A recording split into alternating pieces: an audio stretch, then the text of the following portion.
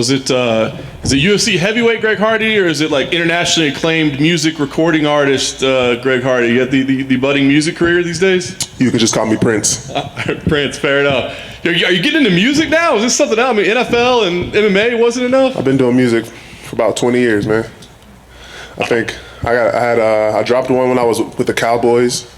I dropped one before that. And now that I am a part of the lovely UFC, who does not care what I do as long as I represent the wonderful brand in the right way, I'm able to express myself freely like an American should be able to.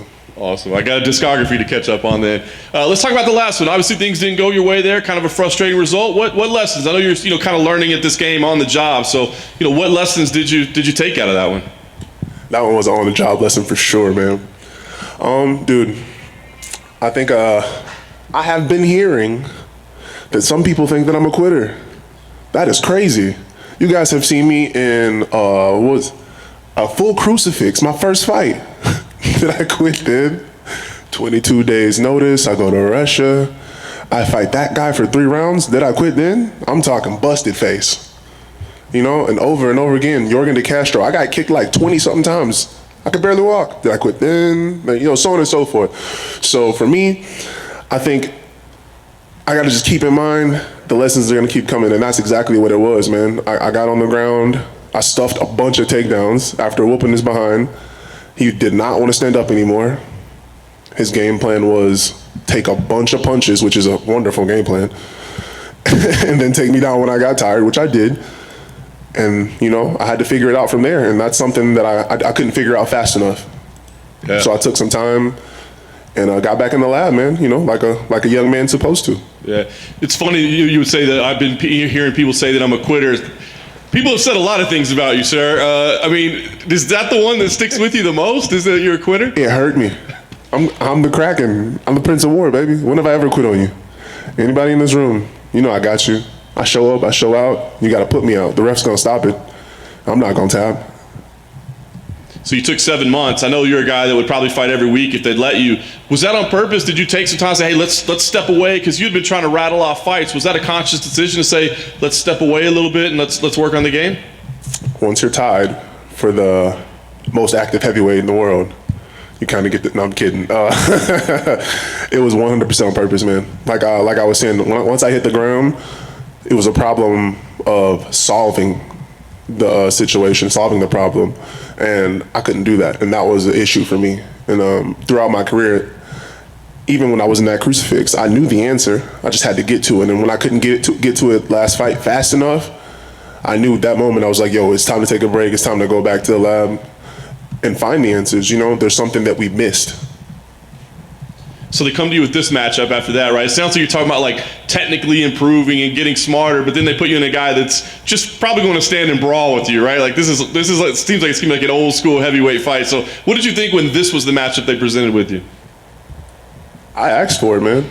I called him out. I was like, let's do it, because honestly, this is a business, and in a business you got to have that turnaround fight. And I feel like from my perspective, I was thinking about myself for one, and secondly, the fans, man. All right. We've had one where we're going to challenge Greg Hardy. We're going to see what he can do. I failed. Happens. I knew that this was going to be my journey from the beginning. It was going to be a little bit rougher than everybody else's.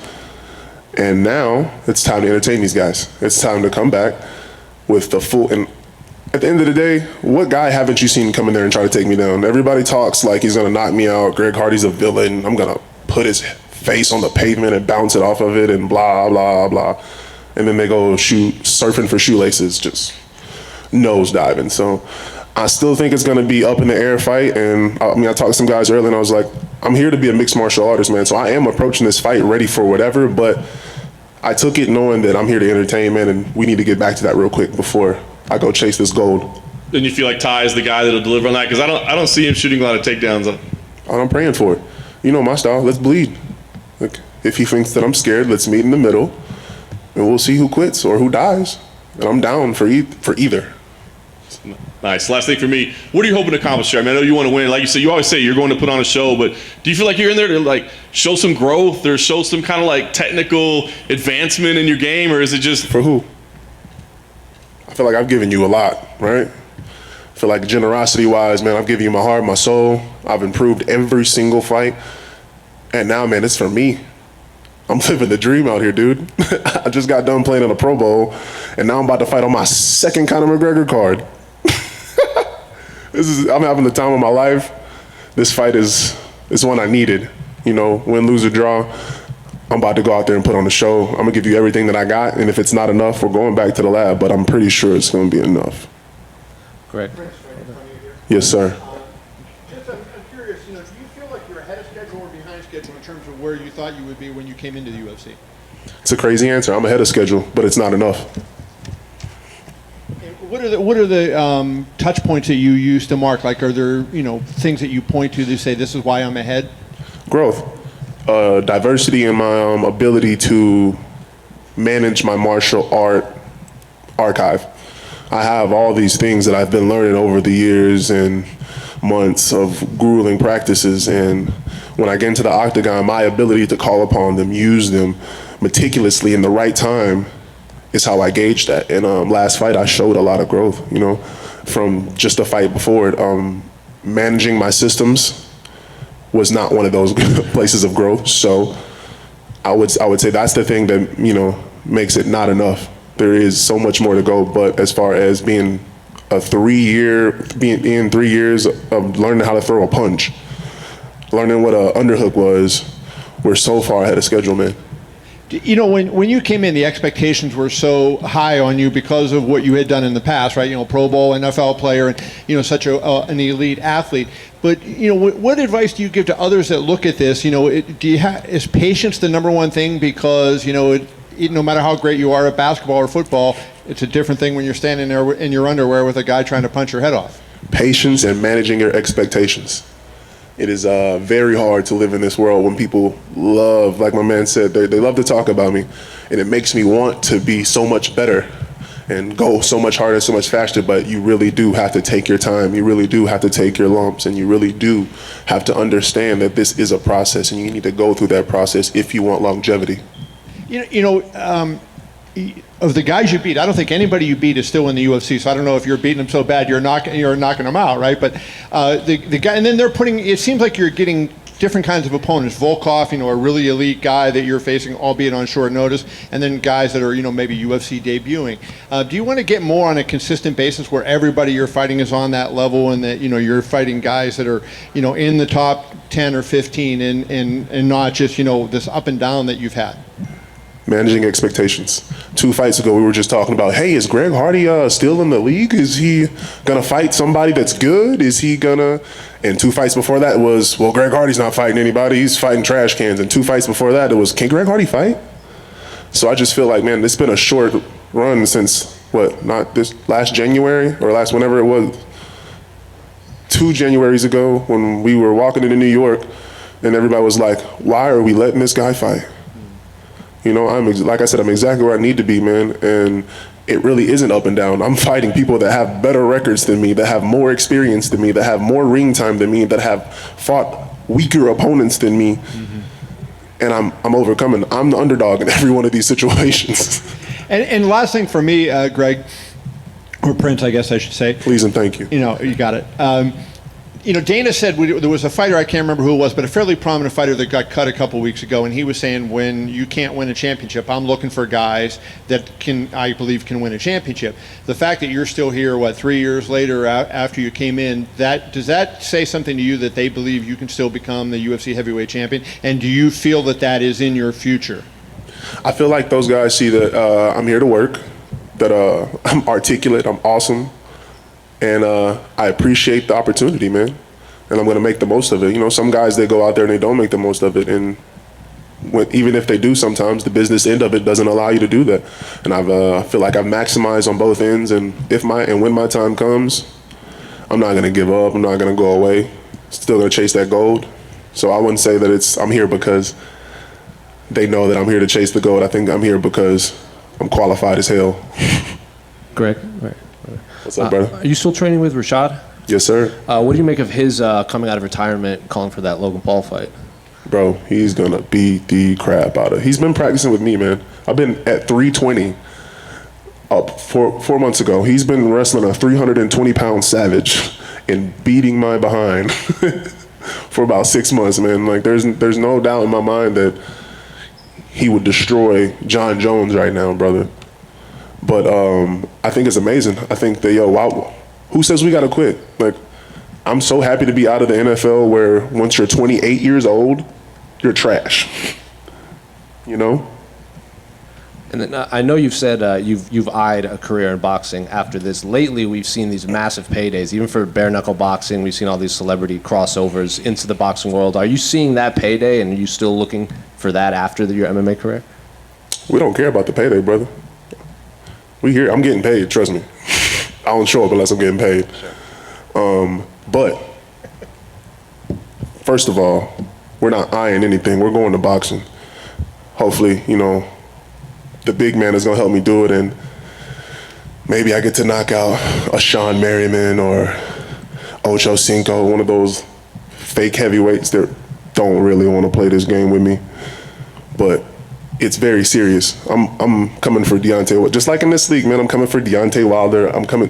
Did you see that video of him lifting weights? Yes. Oh my God. That guy can beat me, and he can't take me down? Okay. I'm coming for all of them, bro. This league, that league, and I don't want to choose. If I could fight Volkov and then go fight the Bronze Bomber and then come back and fight Cyril and then come back and fight fat Lewis, I'd do it. I am going to do it. So 2 questions. What do you make? One more fat. Who do you like in the Fury Wilder, and who do you like in Gone Derek Lewis? Fury Wilder. I got it. Oh, that's a hard question, bro. I love the Gypsy King. I got to go with the Gypsy King, bro. He's a savage. He's the embodiment of Greg Hardy. Never quits. And then I think I'm going for Cyril, bro. I can't support fat. I can't do it. He's gelatinous. He's lazy. I can't root for him. He's a great fighter, but I refuse to do it. Plus, he talks too much trash about me. For what it's worth, I think he's trying to lose weight. What is the Popeye's helping him do that. what's the issue between you and Derek? He ran his mouth. So is that a fight you're just destined to have one day? Say my name, and I'm gonna come for you. The boss is gonna send me, and that's a guy that wasn't mentioned, but decided to grace his fat Popeye's greasy chicken lips with my name when I was a peasant, when I was a young child. What grown man? What would it look like for me to go attack somebody that just came off the Contender Series right now? You'd be like, he's childish. But you guys let that man gyrate, belittle me? Nah, he needs to be handled.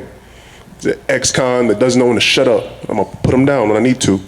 And of course, timing's everything. I'm still not there yet, and I'm willing to admit that he is a better man right now, but he's still a fatty. Taito Vasa was out here earlier and he described himself as fat as well, but would you say Derek's in worse shape? Yeah, man. Okay. He's out there videotaping guys robbing his minivan. Well, what is he? He's not even at work. What's he doing? Come on, man. That guy, he's the kind of guy that waits till the 3rd round, plays possum, and then throws a bunch of haymakers, bro. That's MMA to you? He even told you guys. He looked in all y'all's faces and said, I don't really want to do this. I'm not going to learn wrestling. You remember that, right? What if I said that? That's all I'm saying. Thank you. Hey, Greg, over here. When you initially called out Tuivasa on Instagram, what did you see about his game that you felt you would have advantages against? None. You were just interested in a slugfest? I'm a savage. I went and sought out another savage that wanted to fight me, that didn't want to go lunging at my knees. He's a different kind of savage, though, with the whole spitting in the shoe and drinking out of it. I'm looking for your reaction to that practice. No, bro, I'm hygiene. We ain't drinking. You know what? If I bounce his head off the octagon floor and he offers me a shoey, I'll sip it out of camaraderie. But that crap's nasty.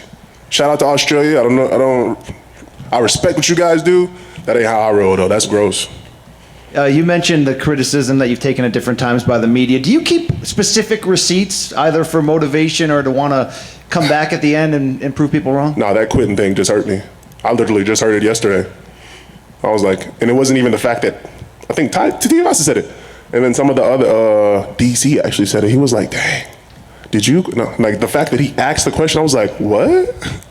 And the people believing it is what got to me, really. It was like, you guys have seen me time and time and time again, quarter after quarter after overtime, bleed for you guys. Like, why would you believe that? You're on a different timeline than so many other fighters, obviously, because you came to the sport late and you got a celebrity name and all that. Do you feel any kind of pressure to avoid a loss here to go to a 500 record? That there's any kind of a quicker hook because your fights get much more attention than a guy with your number of fights typically gets? I'm gonna be 500 if I lose? In the UFC, excuse me. Man, I don't know. I don't care. I'm not here to contemplate on losses. I'm here to which is why I was so upset. I'm here to put everything that I have in the ring. I'm here to entertain on the highest level. I could sit here and dance for you, give you the Sean O'Malley, like I'm gonna knock him out in 2. Even when I lose, I don't lose. But that ain't real, guys. I'm the every man's man. I'm the guy that came in here and didn't know anything and told you that I was gonna be here for a long time. And here I am. Greg, over here on your left. I was just wondering if I could get your prediction for the main event on Saturday. I want to say McGregor so bad, bro, just because I'm a McGregor fan, but I'm formerly a part of the ATT gang, man, and Dustin Poirier is a savage, so we got to go with Poirier. Did you have any insight into his camp at all preparing for this? Nah, I haven't been to ATT in a while. Left there a year and a half ago, so haven't really had any contact with that guy or the gym or his coaches or anything like that. And we've talked a lot about your desires to transition over to boxing eventually. When we talked to Tai Tuivasa earlier, he kind of laughed off the idea of you competing at a very high level in boxing. I just want to get your thoughts on that. Like y'all did when I wanted to fight in the UFC. Don't listen to that guy, man. He drinks beer out of a shoe, bro. Thank Greg. Hey, Greg, in the back. I can't see On your you. left. I can't answer your question either. It's Prince or Mr. Hardy, please, sir. Apologies, Mr. No Hardy. problem. Yes, sir. A big part of the fight game is promotion and marketing. Obviously, you're making fun of Sean O'Malley, but it's a big part of McGregor. What got him onto this big stage. And I'm curious how much you think about using the perception of yourself as a villain to that end, like for promotion and marketing purposes. I'm not a villain. I'm well spoken. I'm pretty. I eat well. I have kids. I'm a great father. I'm a great citizen. I'm an awesome American. I'm a Republican guy. I vote. What kind of villain would I be? I've never been convicted of anything that they said I was. I mean, dude, I'm a regular run-of-the-mill guy that's learning on the way up, taking responsibility for his mess-ups, and taking over, man. If I bow down to this villainous, cowardice, stigma, dogma that they try to put on me, I wouldn't be a prince, now would I? I'd be a peasant. So you don't want to use it? I'm a future king, brother. Why would I bow down? God bless you guys. Thank you. This is mine, right?